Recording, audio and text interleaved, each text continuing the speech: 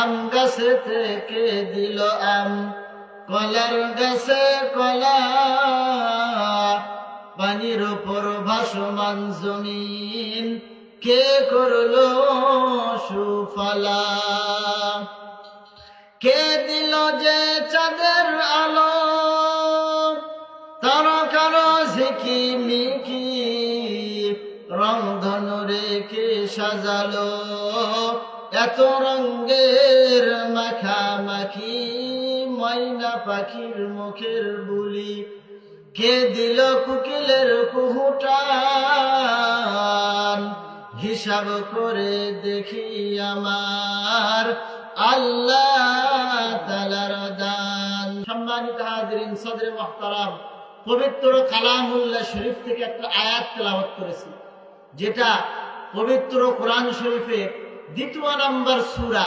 সূরাটার নাম হলো সূরাতুল বাকারা। সূরাটার নাম কি বলেন? সূরাতুল বাকারা।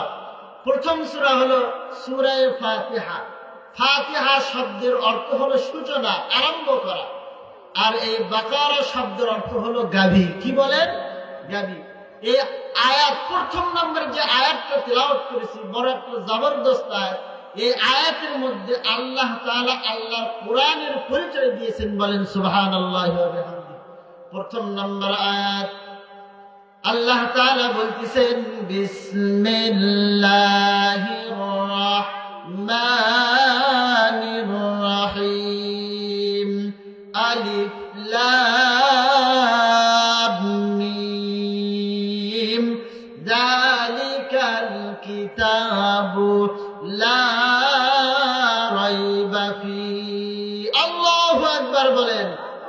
এ দাদা শোনেন, আল্লাহর কালামুল্লাহ শরীফ তেলাওয়াত শোনার পরে কেউ যদি আল্লাহকে আল্লাহ বলে একবার ডাক দেয়, বুখারী শরীফের মধ্যে একটা হাদিস আছে, আল্লাহ তাআলা ওই বান্দার আমলনামায় কমপক্ষে 4000 নেকি লিপিবদ্ধ করে দেয়। বলেন সুবহানাল্লাহ।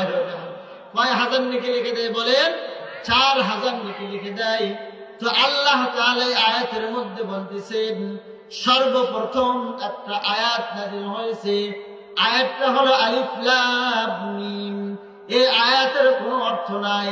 যতগুলি তাফসীরের কিতাব আছে, সমস্ত তাফসীরের কিতাবের মধ্যে আছে এই আয়াতগুলি আল্লাহ তাআলা হুরুফে মুকাত্তাআত দিয়েছেন।